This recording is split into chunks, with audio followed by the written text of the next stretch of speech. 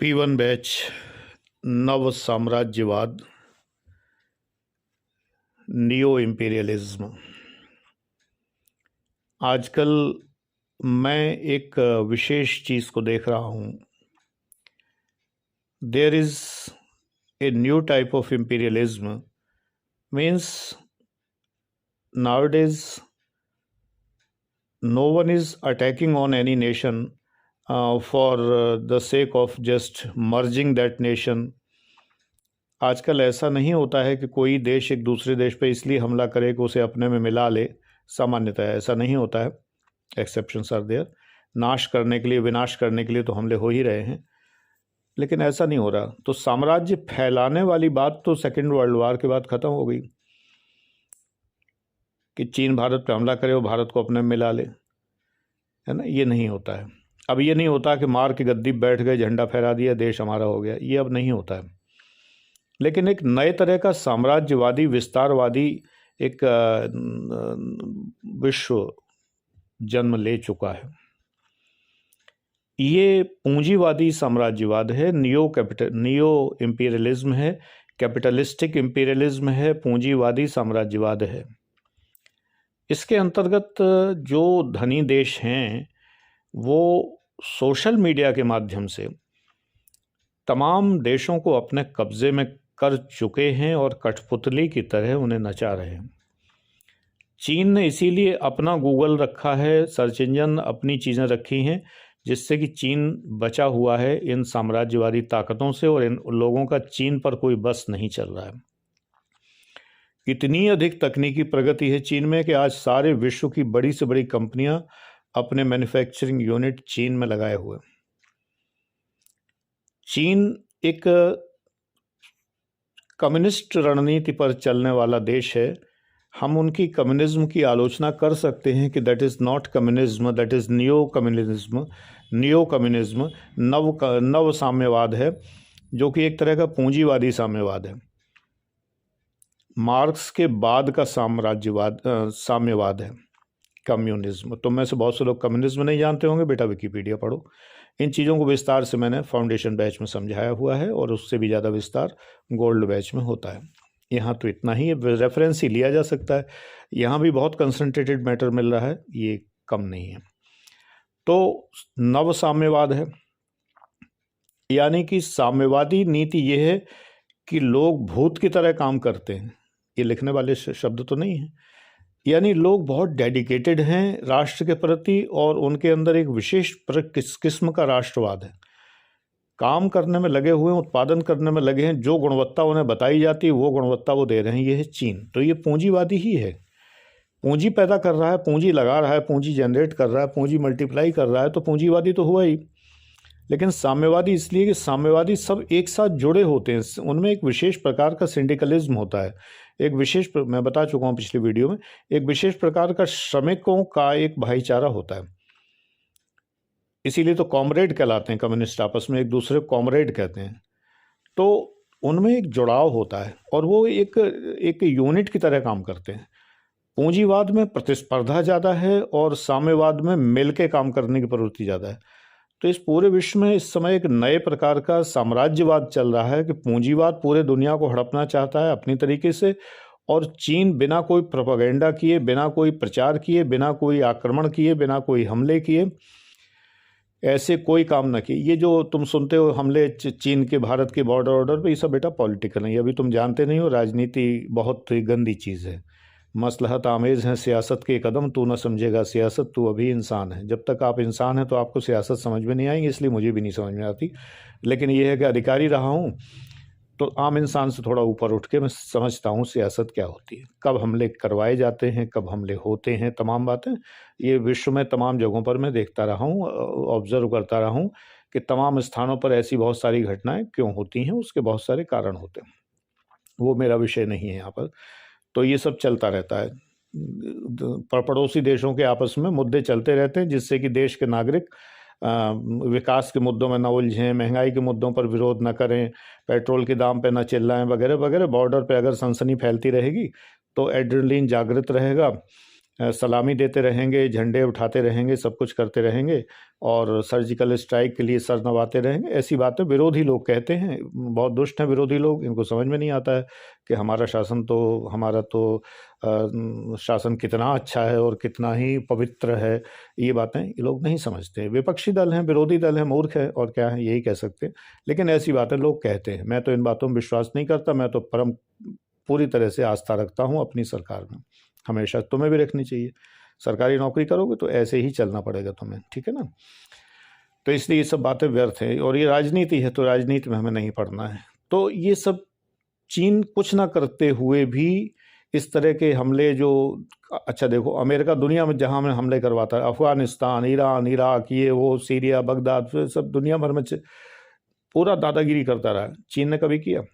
चीन के गिने चुने मुद्दे हैं। एक आध बार किसी घाटी वाटी में चढ़ाता है हिंदुस्तान की तरफ, यहाँ प्रधानमंत्री धकेल के भगा देते हैं और उसके बाद जो है कहीं ना कहीं मंगोलिया का इशू चलता रहता है। कभी दक्षिणी चीन सागर में थोड़ी बहुत हरकत करता रहता है, बस यही करता है, भभकी देता रहता है।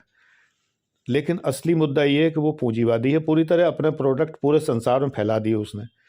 यहाँ तक कि अगर अमेरिका से भी तुम कोई चीज़ लेके आओ कि भाई मेड इन अमेरिका, जो हम सोचते हैं कि ये तो प्योर अमेरिकन प्रोडक्ट है, जैसे एप्पल के प्रोडक्ट हैं कि मैकबुक प्रो है या आईफोन है और ये सब, तो हम सोचते हैं भाई अमेरिकन प्रोडक्ट है।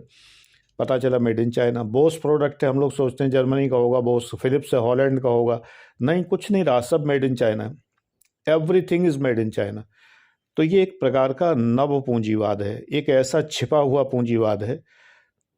सोशल मीडिया के माध्यम से इसको और जोर मिलता है। जब से ये अमेज़ॉन और फ्लिपकार्ट टाइप की साइट्स आई हैं, पहले भारत में ईबे बहुत आई, EBAY, लेकिन ईबे बहुत ही ठग साइट है, तो इंडिया के लोगों ने उसको रिजेक्ट कर दिया। बहुत ही लुटेरी साइट है और कोई ठिकाना नहीं है उसका। तो मेरा अनुभव तो यही है कम से कम। तो ईबे भारत में सफल नहीं हुई, लेकिन ईबे की ही जोड़ीदार अमेज़ॉन सफल हो गई। बहुत सारे ई-कॉमर्स कंपनियां बंद हो गई और वो सब फ्लिपकार्ट में मर्ज हो गई या अमेज़ॉन में मर्ज हो गई और तमाम सारी बातें हुई। इस समय तो ये लोग किंग हैं। स्नैपडील भी जैसी तैसी चल ही रही है और ऐसी कुछ साइट है। पेटीएम मॉल तो अब बर्बाद हो ही चुका है बिल्कुल ही। तो ये सब चीज़ें ऐसी ही चल रही। ये एक प्रकार का नया साम्राज्यवाद है। आज, पहले तो क्या होता था, वस्तुएं बिकती थी, है ना, चीज़ें बिकती थी। तब गाने हुआ करते थे, बाबूजी तुम क्या क्या खरीदोगे, यहाँ तो हर चीज़ बिकती है। फिर धीरे धीरे संसार का सबसे पुराना पेशा जिस्म और हुस्न बिकने लगा। ये सब होने लगा, वेश्यावृत्ति वगैरह ये सब चीज़ें। तो फिर धीरे धीरे सर्विसेज बिकने लगी। पहले सर्विसेज फ्री होती थी, बार्टर सिस्टम होता था और जजमानी प्रथा होती थी कि भाई किसी ने, लौहकार ने किसी बाल काटने वाले का उस तरह बना दिया फ्री में, तो बाल काटने वाले ने उसके बाल काट दिए फ्री में। ऐसे सेवाओं पर चलता था। बदले में अनाज मिलता था, वस्तुएं मिलती थी, बार्टर होता था। चीज़ें बिकती नहीं थी, सेवाएं नहीं बिकती थी, चीज़ें भी कम बिकती थी, बार्टर होता था। फिर धीरे धीरे वस्तुएं भी बिकने लगीं, सेवाएं भी बिकने लगीं, एंटरटेनमेंट भी बिकने लगा। अब आजकल डेटा बिकता है। आप कुछ भी ऐप डाउनलोड करिए, आपको पहले अपना लॉगिन करना होता है, यानी वो करना होता है, रजिस्टर करना होता है, तो आपको अपने डेटा देने पड़ते हैं। यानी आपको अपना नाम और आईडी प्रूफ और आपको अपना सब कुछ चीज़ें देनी पड़ती हैं, तब आप जो है कोई सा ऐप रजिस्टर करते हैं। ऐप रजिस्टर करते ही ऐप के पास आपका सारा डेटा चला जाता है। छोटी मोटी कोई बात नहीं, जैसे कि हमारा ऐप है जिसके माध्यम से आप वीडियो देख रहे हैं, इन लोग, हालांकि ये गूगल के साथ की एक कंपनी है जो ये बनाती है, तो आपका डेटा इनके काम भी आता ही होगा, लेकिन फिलहाल इसमें ज़्यादा कुछ पूछे नहीं जाता। नाम और फ़ोन नंबर पूछा जाता तो कोई चिंता की बात नहीं है। चिंता की तो किसी में बात नहीं है। बहुत सी जगहों पर आपका बहुत सारा डेटा लिया जाता है, तमाम सारी चीज़ें ली जाती हैं। जैसे फेसबुक है, आप उस पर जो भी अपनी चीज़ें, ओरिएंटेशन, आप अपनी रुचि जाहिर करते हैं, आप कमेंट करते हैं, है ना, आप अपनी फ़ोटो अपलोड करते हैं, आप अपने परिवार के बारे में बताते हैं। फेसबुक ने तो लूट लिया है पूरी तरह से कि फीलिंग, चेकिंग इन, फलाना, कितने ऑप्शन हैं कि आप क्या फील कर रहे हैं इस समय, कहाँ चेक इन कर रहे हैं। लोग इसमें भी शान समझते हैं कि हवाई अड्डे से उतरते हुए जब तक फेसबुक पर न बताया जाए कि हम हवाई जहाज़ से आ रहे हैं, तब तक तो गुजारा ही नहीं होगा, जैसे कि भूखों मर जाएंगे। तो ये हमारी एक्टिविटीज़ की चोरी कर रहे हैं। इन्होंने हमारे पीछे एक चलता फिरता वेब वो लगा दिया है, क्या कहते हैं उसको, CCTV लगा दिया है कि हमारी हर गतिविधि इनके पास है। अरबों खरबों डेटा इनके पास मौजूद है और उस पूरे डेटा को ये बेच रहे हैं, यानी कि ये हमें बेच रहे हैं। इनका शिकार हम लोग हैं। हमें इन्होंने एक तरह का गिनी पिग बना रखा है, हमारे ऊपर एक्सपेरिमेंट्स कर रहे हैं। जब चुनाव होते हैं तो ये हमें जानबूझ के प्रभावित करने वाले पेजेस हमारे सामने लाते हैं, ग्रुप हमारे सामने लाते हैं, और उसका परिणाम होता है कि हमारे जो ओरिएंटेशंस हैं वो बदलने लगते हैं। हम जो सोचते हैं, मैं कुछ लोगों को जानता हूं जो घोर बीजेपी के विरोधी थे और बीजेपी की जो हिंदू राष्ट्र की नीतियों को घोर विरोध करते थे, आज वो कहते हैं नहीं नहीं, ये कुछ बात तो वो लोग ठीक कहते हैं। इतिहास गलत लिखा गया है, इतिहास ठीक नहीं लिखा गया है। मुस्लिम आक्रमणकारियों का महिमा मंडन बहुत ज़्यादा किया गया है। ये क्यों होता है? क्योंकि पहले उनकी पोस्ट ऐसी होती थी कि फेसबुक समझ गया कि इनको हमें मोड़ना है। अब फेसबुक को अगर ये काम मिला हो, सपोज करिए कि इन्हें मोड़ना है और बीजेपी के हिंदू राष्ट्र के समर्थन में लाना है, तो वो उन लोगों के सामने वही पोस्ट लाएगा, उन लोगों के सामने वही ग्रुप सजेशंस लाएगा, उनके सामने वही विज्ञापन लाएगा और उन्हें धीरे धीरे मानसिक रूप से साइकोलॉजिकली प्रभावित करना शुरू करेगा। और ऐसे मैं बहुत लोगों को जानता हूं जो प्रभावित हो चुके हैं। इंदिरा गांधी के समय में नारों से प्रभावित होते थे, पोस्टर से प्रभावित होते थे, फिल्मों से प्रभावित होते थे, तो लोग पक जाते थे। अटल बिहारी जी के समय में भी लोग पक गए थे, इंडिया शाइनिंग के नारे से पक गए थे। ये बात ये लोग समझ गए हैं, तो इस बार इन्होंने जो है सोशल मीडिया का पूरी तरह सहारा लिया है। क्योंकि बीजेपी एक पूंजीवादी पार्टी है, पूंजी में विश्वास करती है, और सही भी है, ज़रूरी भी है आज के ज़माने में। तो इसलिए जो है, मैं तो एक्चुअली साम्यवाद को पसंद नहीं करता कभी भी, मैं सदैव पूंजीवाद को पसंद करता हूँ, तानाशाही पसंद करता हूँ। तो ये दोनों चीज़ें मिला के फासिज्म कहलाती है, और इसीलिए बीजेपी को बहुत से लोग फासिस्ट कहते हैं, एंड आई लाइक फासिज्म। बस मुझे एक चीज़ पसंद नहीं है कि नफ़रत फैलाना मुझे पसंद नहीं पर्सनली। हिंदू मुस्लिम के बीच की खाई मुझे बिल्कुल पसंद नहीं है, लेकिन अब क्या कर सकता हूँ, मैं होता कौन हूँ। तो कुल मिला के ये है कि मैं जो भी होता हूँ फिलहाल अपने लिए तो होता हूँ। वोट मैं किसी को नहीं देता, कभी भी किसी को ना दूंगा कभी भी। एक वोट से होता क्या है, लेकिन फिर भी जो भी होता हो। मुख्य बात यह है कि आज का समय पूंजीवाद का है, तो पूंजी आखिरकार कहाँ से कमाई जाए। तो तुम देख रहे हो कि पूंजी हवा में से कमाई जाने लगी। मैं स्वयं वही काम कर रहा हूँ। आखिर यूट्यूब चैनल को मोनेटाइज़ किया, यूट्यूब चैनल से भी चलो $600-700 तो कमाए उनके व्यूज़ से और विज्ञापनों से। और यूट्यूब के ही विज्ञापन से मुझे छात्र मिलते हैं जो मेरे पेड बैचेस में एडमिशन लेते हैं। यूट्यूब पर ही मैं वीडियो अपलोड करता हूँ, वो वीडियो मैं ऐप के माध्यम से दिखाता हूँ। ऐप भी एक सोशल मीडिया का पार्ट है, टेक्नोलॉजी का पार्ट है। तो आज क्या हो रहा है, टेक्नोलॉजी से हम अपना ज्ञान बेच रहे हैं और ग्राहकों तक हम ग्लोबली पहुँच रहे हैं। आज मेरे पास हिंदुस्तान भर से छात्र हैं, विदेशों के 13-14 छात्र हैं। तो कहाँ से आए ये सोशल मीडिया के ही करिश्मा है कि हम घर बैठे आज सब कुछ कर पा रहे हैं। रही सही कसर कोरोना ने पूरी कर दी, और लोग कह रहे हैं, बहुत सारे आलोचक कहते हैं कोरोना लाया गया है, जानबूझ के प्रायोजित कार्यक्रम है, जिससे कि वर्क फ्रॉम होम को ज़्यादा, इस कल्चर को ज़्यादा बढ़ावा मिल सके। मैं तो 2012 से स्काइप के थ्रू पढ़ा रहा था, 2017 से मैं ऑनलाइन हो गया, 18 में पूरी तरह ऑनलाइन हो गया, 2018 में। समय से आगे चलता हूँ सदैव में, तो समय से आगे चला मैं। मेटावर्स जो ये नई बात है, मैं तो मेटावर्स का अनुभव मुझे बहुत पहले से है, वो कभी फिर बताऊँगा। मेरे पास हैं इंस्ट्रूमेंट्स हैं, गैजेट्स हैं जो मेटावर्स, लेकिन चूंकि मेटावर्स खुद ही डेवलप इतना नहीं था अभी जो है, तो फिर इसलिए वो ऐसे ही रखे हुए हैं, मतलब 3D देखने वाले, 360 डिग्री देखने वाले।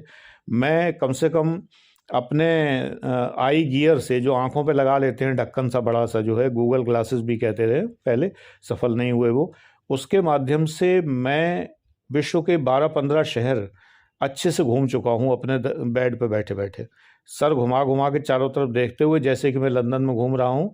और मेरे समधी जी जब लंदन गए थे तो मैंने उनको रास्ते बताए, मैंने कहा वहाँ से उधर जाएंगे तो यहाँ पहुँचेंगे, वहाँ से यहाँ पहुँचेंगे, और वहाँ बहुत सारी, जर्मनी के मैंने कुछ रास्ते उन्हें बताए थे। बोले कि कमाल है, मैं वहाँ पहुँचा तो मुझे लगा कि आप तो मुझसे पहले हो आए। तो ऐसे ये मेटावर्स में यही सब आगे होगा। तो अपने आगे का ज़माना घर बैठे बैठे सब कुछ करने का है, घर बैठे बैठे पैसा कमाने का है, बातों के पैसे कमाने का है, सेवा दे के पैसे कमाने का है, पैसे कैसे कमाएं ये बता के पैसे कमाने का है। अब विवेक बिंद्रा क्या करते हैं, उनका यूट्यूब चैनल इसी पर चलता है कि व्यापार कैसे करें। तो पैसे कैसे कमाएं ये बता के पैसे कमाएं। यूट्यूब चैनल्स पे ये हाल है कि ऐसे ऐसे विषय लोग पूछ रहे हैं। यूट्यूब सर्च इंजन में जाइए, तो ऐसी ऐसी चीज़ें लोग पूछ रहे हैं कि हंसी आती है कि ये भी यूट्यूब पर पूछने की बात है, लेकिन लोग बता रहे हैं और लाखों व्यूज़ भी ले रहे हैं और उसका उन्हें विज्ञापन से पैसा भी मिल रहा है। ये नया साम्राज्यवाद है, ये पूंजीवादी साम्राज्यवाद है, यानी पूंजी का फैलाव, पूंजी को सोखना। आज का समय ये है कि कैसे भी तुम्हारी जेब में अगर पैसा है तो वो पूंजीवादी आदमी की निगाह उस पर लटकी हुई है और वो खींच लेगा, क्योंकि उसके पास खींचने के लिए, सक्शन के लिए इंटरनेट है। आपका पैसा इंटरनेट के माध्यम से उसके पास खट से पहुंच जाता है। तो ये एक विशेष प्रकार का विश्व डेवलप हो रहा है। बिटकॉइन के माध्यम से आप शेयर बाजार में अभी तक पैसा लगा रहे थे, अब बिटकॉइन में लगाएंगे, वर्चुअल करेंसी में लगाएंगे, ये सब करेंगे। तो जिसके पास विचार है, जिसके पास थॉट है, जिसके पास क्लेवरनेस है और जिसके पास अपने आइडियाज़ बेचने की क्षमता है, जिसके पास आइडियाज़ हैं, जिसके पास थोड़ी चतुराई, थोड़ी बदमाशी, थोड़ी मक्कारी है, तो वो और ज़्यादा पैसा कमा सकता है, लोगों को ठग सकता है। अब जमताड़ा वाले क्या करते हैं? आखिरकार यही तो करते हैं, जौमताड़ा। तो वो जौमताड़ा वाले जो हैं आखिरकार क्या कर रहे हैं? लोगों के पैसे ही तो लूट रहे हैं, उल्लू बना बना के पैसा लूट रहे हैं। तो ये एक नव साम्राज्यवाद है। तो ये एक तरह का पूंजीवाद है, यानी पूंजी का साम्राज्य है, किसी इंसान का नहीं, किसी देश का नहीं, पूरी पूंजी का साम्राज्य है। चारों तरफ पूंजी ही नाचेगी, पूरी तरह नाच रही है और इतना कि रिश्ते नाते सब फीके पड़ गए हैं, केवल पूंजी, पूंजी और पूंजी, नथिंग एल्स। तो ठीक है, आज का वीडियो यहीं तक।